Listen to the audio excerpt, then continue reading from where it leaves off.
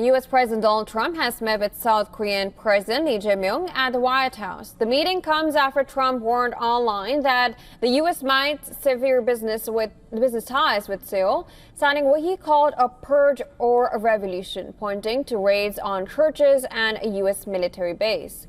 Now, during the talks, Trump pushed for the United States to take ownership of land where American military bases are located in South Korea.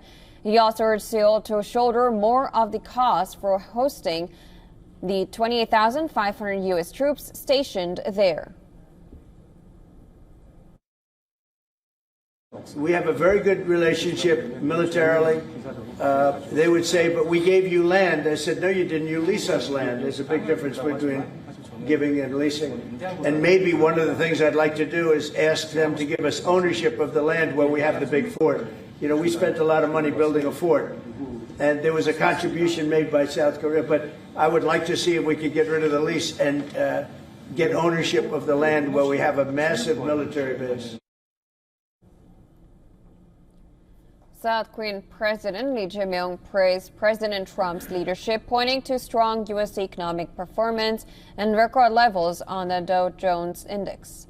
He said he wants to build a future-oriented alliance with Washington, describing Trump's role as a peacemaker as significant.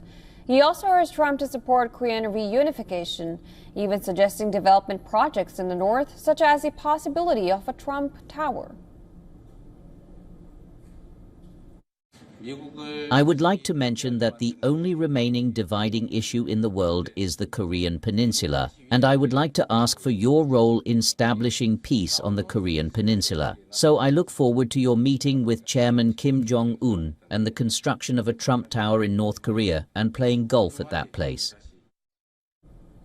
The U.S. president has said that he is looking to meet again with North Korean leader Kim Jong-un, possibly later this year. Listen in.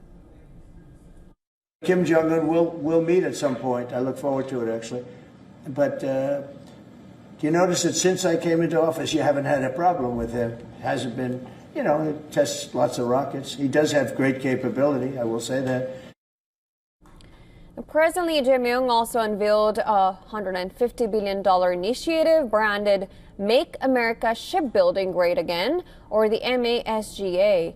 The package includes plans for new U.S. shipyards, training programs for shipbuilding workers, and maintenance support for the U.S. Navy. Now, after the talks with President Trump, South Korean President Lee Jae-myung warned that North Korea could soon be capable of producing 10 to 20 nuclear weapons each year. He criticized the harder-line policies of his predecessor, saying sanctions and pressure had failed to slow Pyongyang's program. President Lee emphasized that South Korea remains committed to conventional deterrence, but noted his government is also taking steps to reduce tensions, including an end to loudspeaker broadcasts along the border. And for more on this, our correspondent Susan Tanani sent us this report.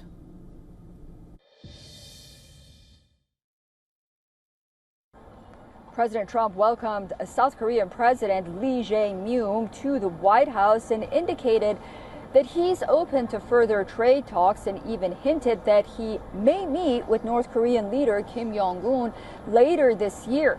The two leaders appeared cordial despite earlier social media criticism from President Trump. Lee lavished praise on Trump's Oval Office and urged him to help broker peace on the Korean Peninsula. Their discussions focused heavily on trade and shipbuilding.